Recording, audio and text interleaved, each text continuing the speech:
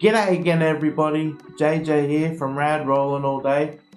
This time around I'm going to do a bit of a owner's guide, I guess, of my V6 Frontier wheelchair. One I've been in for about 2 years now.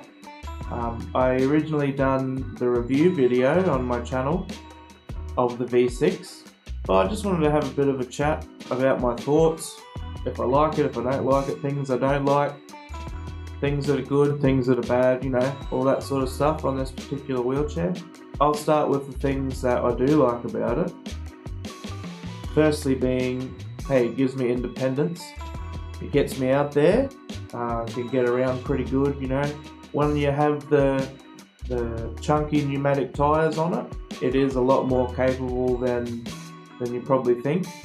But it does get bogged pretty easily because of the big caster wheels on it. The different functions on the wheelchair, so, you know, the leg raise, tilt back, the raise up function and stuff, especially when I'm with a group of people, I want to have a chat, you know, I can go up to be eye level with everyone, which is sort of very valuable. You know? So there's a few pros, and they're very big pros. Let's have a look at the cons. Look, the things I don't like about it. I asked for a phone holder and stuff on it. I had a RAM mount put on there, and that immediately fell apart. Wouldn't hold my phone, I'd hit a bump and my phone would just fall out, so I've had to upgrade that. I put a quad lock system on there, and that works way better. Another fairly big con, I suppose, is the chair is quite big and heavy. So sometimes there might be a chairlift out there that it's just too heavy for. One of the big cons that really frustrate me about the chair is the way it picks up the front casters.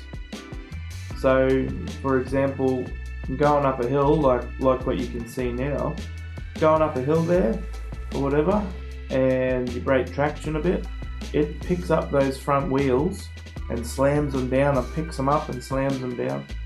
And it can throw you sideways, especially if you're on a bit of gravel or a bit of dirt or something and the wheel spins.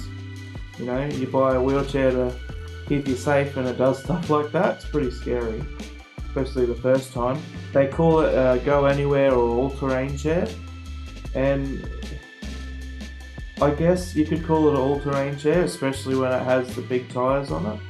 But if you come across a bit of sand or a bit of loose gravel or a hole in the ground, anything like that, and you don't just go flat out straight through it, if you try and turn around on that ground or try and back up, that's it, you're bogged, because those caster wheels just dig in straight away and you're stuck, you sink, and then you got to get your kids with the rider mower to pull you out.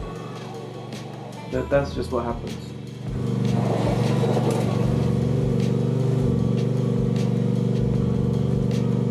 Let's talk about some of the things that have gone wrong with the chair since I've had it. Overall, it's actually been very reliable. It's been pretty good. I have had a flat tyre with the pneumatic tyres when I had them on there. At the moment I've got the solid ones on, but I did get a flat tyre and we had to work that out. So when you get a flat tyre in your wheelchair, especially in this one, you can't move. You're stuck. I think one of the big things that went wrong with it was the wheel actually fell off, the main drive wheel. The wheels are actually held on by one bolt in the center of the wheels on these Magic Mobility chairs. So that bolt must have had a weak point or whatever, that thread on the end of the axle must have had a weak point in it, and it sheared off, and then my wheel fell off. So that was an adventure.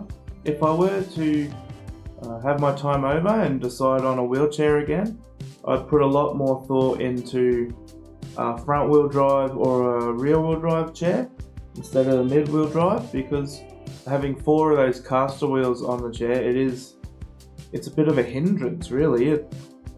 They get caught on things, you smash them into walls, and you try and turn around on loose gravel, you get stuck. I'd recommend Magic Mobility V4 because they're available with the big air tyres on them as well, so they'd probably be a bit better off-road, I'd say, because there's just less points of contact to get stuck, so they only got the 2 caster wheels on them instead of this 4 of them like the V6 that I'm in now. The other thing in the backrest, I've had a few bolts shear off, so it made the backrest really loose. I've worn out the caster wheels, worn the tread off them a couple of times, mainly because the rear caster wheels, when you're cruising along, if they're a bit loose, they shake like a shopping trolley. So if you want to go full speed down a pathway or something, you get the speed wobbles up. So that's not real fun either. But yeah, other than those few things, it's been a pretty good chair, given me the independence that I need, and I've taken it everywhere I need to go, and I haven't had much problems with it. Yeah. If you want to get a big, clunky, heavy chair that's pretty reliable, get a V6. But if you want one that's not so big and clunky, do your research, trial out as many different wheelchairs as you can, and if you're already in a chair and you're looking for a new one, well, maybe I hope this video helped you. I hope that you can have a look at my review video as well and see what the V6 is actually capable of. Yeah, have a good one, guys. I'll catch you on the next one, eh? That was it.